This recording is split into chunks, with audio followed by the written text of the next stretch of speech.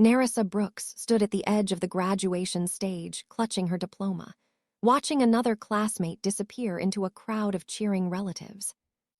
There she is.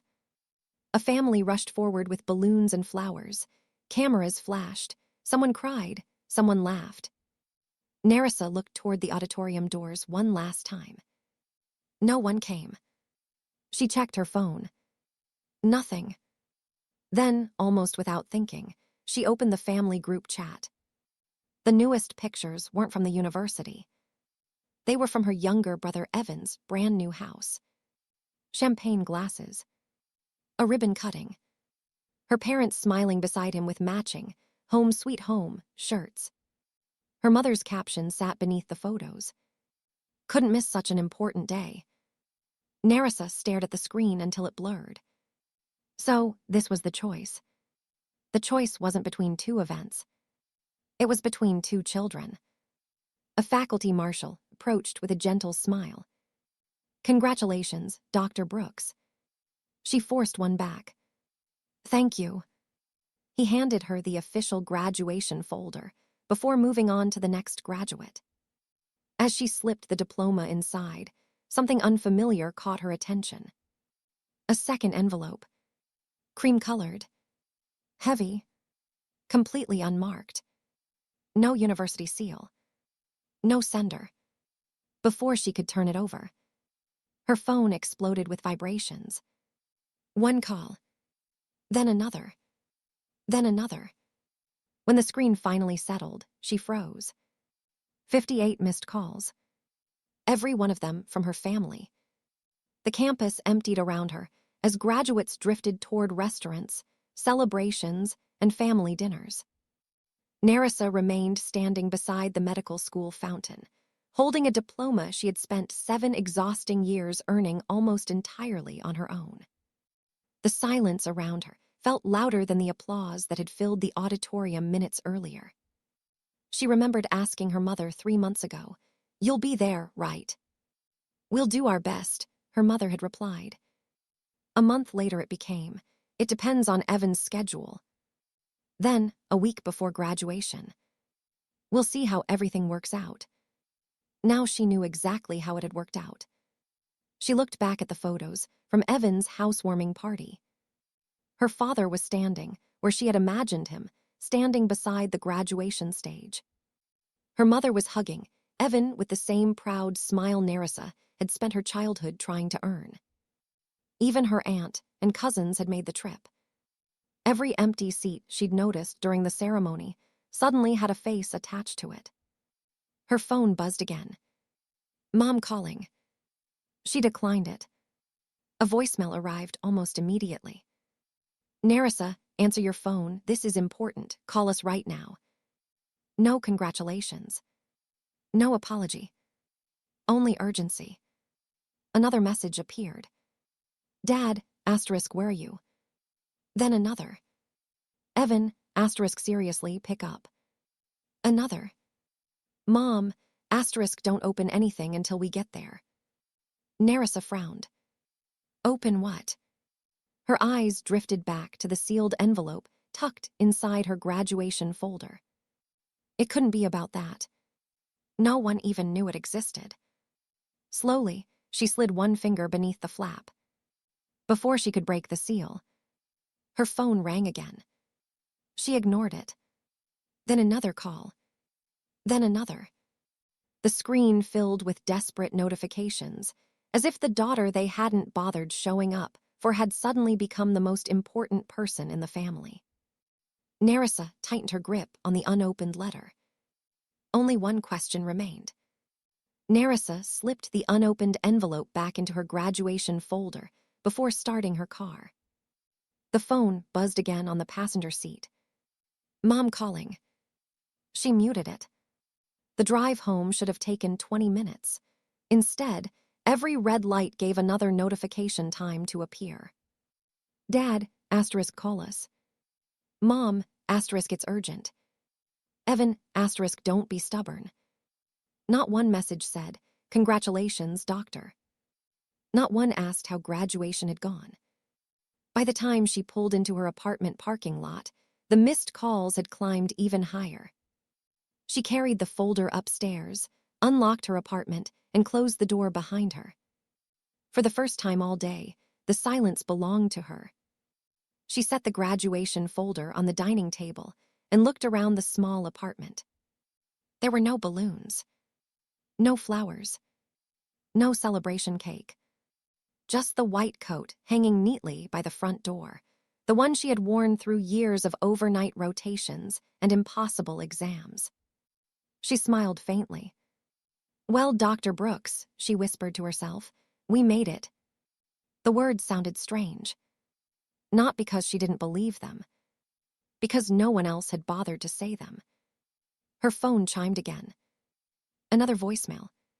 She hesitated before pressing play.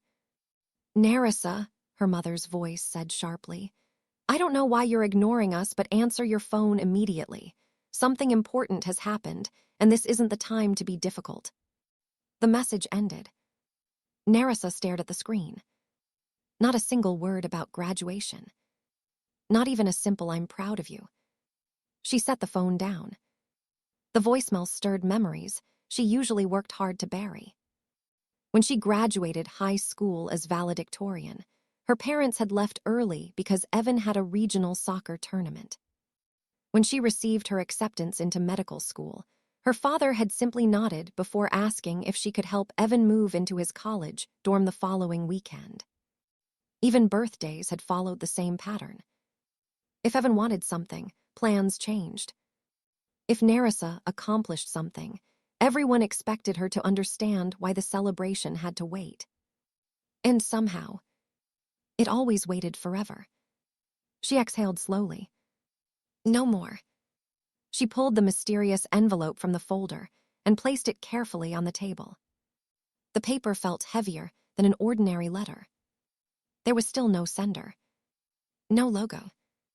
Nothing except her full name, typed neatly across the front. Nerissa Brooks. She picked up a letter opener from the kitchen drawer. "This first," she murmured, "then I'll deal with everyone else." She slid the blade beneath the seal. A loud pounding shook the apartment door. Bang, bang, bang. "Nerissa." It was her mother's voice. Another knock came even harder. "Open the door, we know you're home." Nerissa froze, the unopened letter still in her hand. The knocking didn't stop. The pounding continued until Nerissa finally walked to the door. She unlocked it but didn't step aside. Her parents stood in the hallway, breathing hard as though they had run up the stairs. Evan stood behind them, still wearing the same button-down shirt from his housewarming party. For a brief second, no one spoke. Then her mother looked past Nerissa's shoulder. "Where is it?" Nerissa frowned. "Where is what?" "The letter," her mother said quickly. "Have you opened it?" Nerissa tightened her grip on the graduation folder. "You drove across town to ask me that." Her father forced a smile that felt unfamiliar. "Nerissa, sweetheart, let's not stand in the hallway. We should celebrate together." She stared at him. "Celebrate?" "Of course," he replied. "You're a doctor now." The words landed too late. Hours too late. She stepped back just enough to let them inside, more curious than welcoming. The apartment suddenly felt crowded. Evan glanced around before shrugging. "Nice place." Nerissa folded her arms. "You missed my graduation." Her mother waved a hand dismissively. "We already talked about that. Evan's guests had been invited for weeks." "You didn't talk about it," Nerissa answered. "You told me you'd try to come." Her mother sighed. "We did what made the most sense."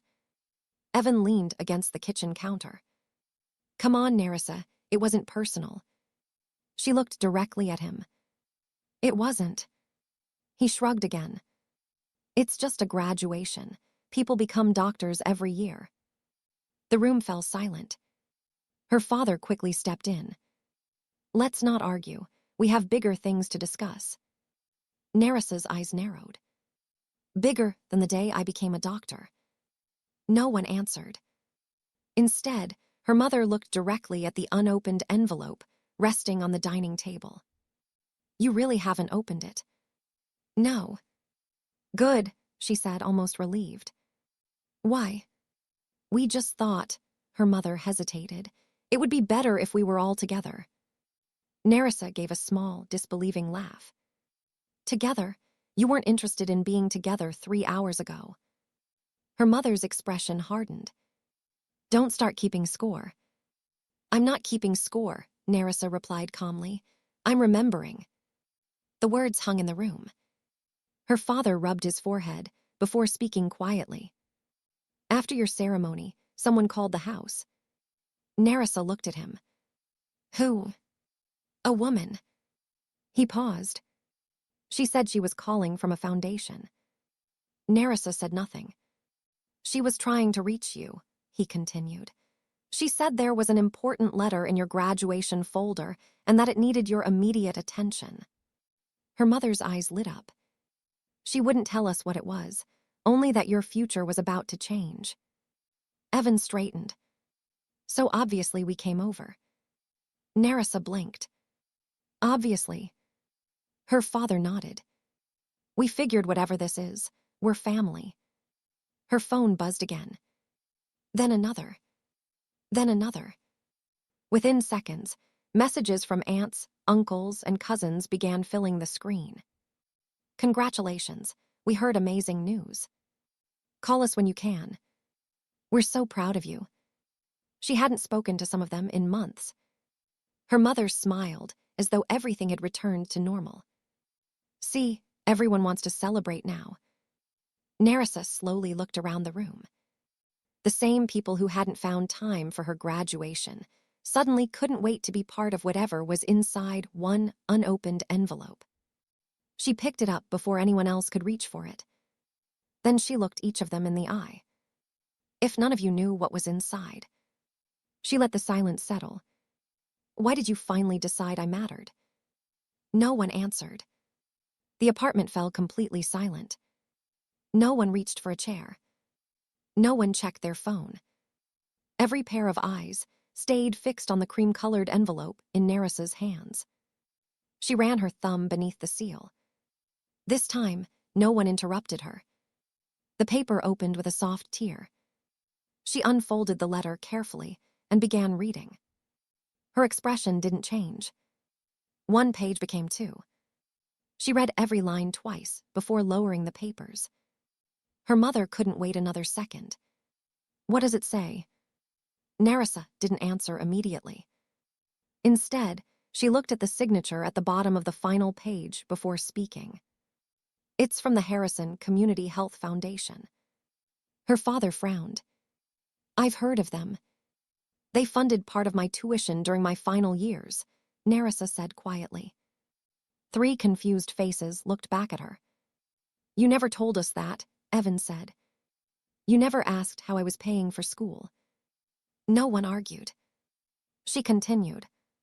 They weren't just paying tuition. Her eyes returned to the letter. They've been evaluating my volunteer work for years. Her mother blinked. Evaluating. Nerissa nodded. The free clinics. The mobile health camps. The weekend outreach programs. The homeless shelter rotations. I thought I was simply volunteering. She looked down at another paragraph. I wasn't. Her father stepped closer. What do you mean? The foundation had independent physicians observing every candidate they supported. They collected reports, not about exam scores, about how we treated patients, how we handled difficult situations, whether we served people with dignity when no one was watching. Evan laughed awkwardly. So, it's some award. Nerissa looked at him. No. She read another section silently. Her breathing slowed. Then she folded the first page over. The founder passed away last month. Her mother exchanged a quick glance with her husband. The board reviewed his final recommendations. She paused again. They accepted every one of them. Her father swallowed. What recommendations? Nerissa looked around the apartment. For the first time since they arrived, everyone was waiting for her instead of speaking over her. She continued reading. They're opening a new community medical center. It has full funding. It includes physician housing. It has its own outreach budget. It was created to provide long-term care in underserved neighborhoods. Her mother's face brightened. So you got the job? Nerissa nodded once. I was appointed physician director. The words landed like a stone in still water. No one moved. Even Evan stopped smiling. Her father whispered, physician, director. They're placing the entire center under my leadership. She lowered the pages. I report directly to the foundation's board. Her mother finally found her voice. Oh, Nerissa. She stepped forward. This changes everything. Within seconds, the conversation shifted. Her father sat down. We should talk about where you'll live. Her mother added, you'll need people you can trust managing things. Evan nodded enthusiastically. And investments. You'll probably need financial advice. An aunt called again. Then a cousin. Then another relative. Her phone barely stopped vibrating. Everyone suddenly had plans. Everyone suddenly had suggestions. Everyone suddenly wanted to be close. Nerissa listened quietly. Not one person asked about the patients. Not one mentioned the years of volunteer work that had earned the appointment. Not one spoke about the graduation they had missed. Every conversation circled back to what she now had. Not who she had become. She folded the letter carefully and slid it back into its envelope. Then she looked at each member of her family. I've made my decision. She let the sentence hang in the room. Every face turned toward her. No one dared interrupt. Nerissa placed the envelope back inside her graduation folder and rested both hands on the table. Her family waited. For once, no one rushed to fill the silence. I've made my decision, she repeated, and before any of you say another word, I need you to hear something. She looked first at her mother. Today wasn't the first time you chose Evan. Her mother's shoulders stiffened. Nerissa. No. She raised a hand. You've interrupted me my entire life. Today, you can listen. No one objected. She turned to her father. When I graduated as valedictorian, you left before the ceremony ended because Evan had a soccer tournament. He lowered his eyes. When I got into medical school, you asked if I could spend the weekend helping Evan move into his dorm instead of celebrating. He said nothing. She looked at her mother again. When I called crying after my first 30-hour hospital shift, you told me Evan was stressed because he was painting his living room. Tears formed in her mother's eyes. I remember every time I was told to understand. She glanced at Evan. And today, when I finally became a doctor, every one of you decided a housewarming party mattered more. The room remained silent. Then Nerissa lifted the letter. This appointment didn't happen because I came from a supportive family. She paused. It happened despite the fact that I didn't. Her father's voice cracked. We didn't realize. You didn't need to realize, Nerissa replied. You only needed to show up. No one had an answer. She unfolded the letter one final time. The Harrison Community Health Foundation selected me because physicians, nurses, patients, and volunteers submitted anonymous evaluations over several years. She smiled faintly. They weren't measuring grades. They weren't impressed by awards. They watched how I treated frightened children, how I stayed after my shifts to help elderly patients complete paperwork, how I remembered names, how I spoke to people everyone else ignored. The founder believed compassion couldn't be taught after medical school. It had to already exist. She carefully folded the letter again. His final recommendation was that I become physician director of the new community medical center because, in his words, I had already been leading people without realizing it. Her mother quietly wiped away tears. "I'm so proud of you." Nerissa met her eyes. "I wish you'd said that before you knew what was in this envelope." Her mother couldn't respond. Across the room, Evan slowly sat down. His confident grin from the housewarming party was gone. "I didn't think," he admitted softly. "I know," Nerissa answered. "That's been the problem." Her father leaned forward. "We can fix this." She shook her head gently. "No." His face fell. "You can chain, but you can't fix today." The words settled over the room with quiet finality. Over the next few days, relatives began asking the same uncomfortable question. Why weren't you at Nerissa's graduation? Photos from Evan's housewarming spread through the family group, chat alongside pictures classmates had posted from the ceremony.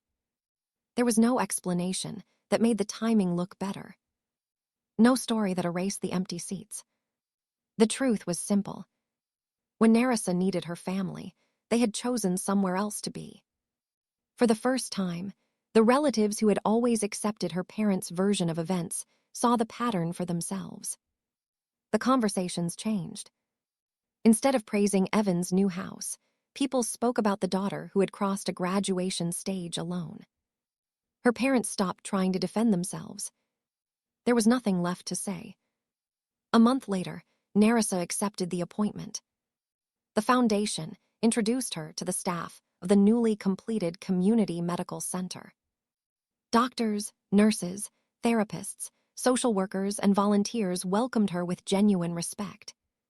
Not because of her title, because many of them had already worked beside her during volunteer clinics. One elderly nurse smiled as they walked through the lobby. "We've been hoping you'd accept." Nerissa looked surprised. "You knew?" The nurse laughed. "We've known for weeks. Why didn't anyone tell me?"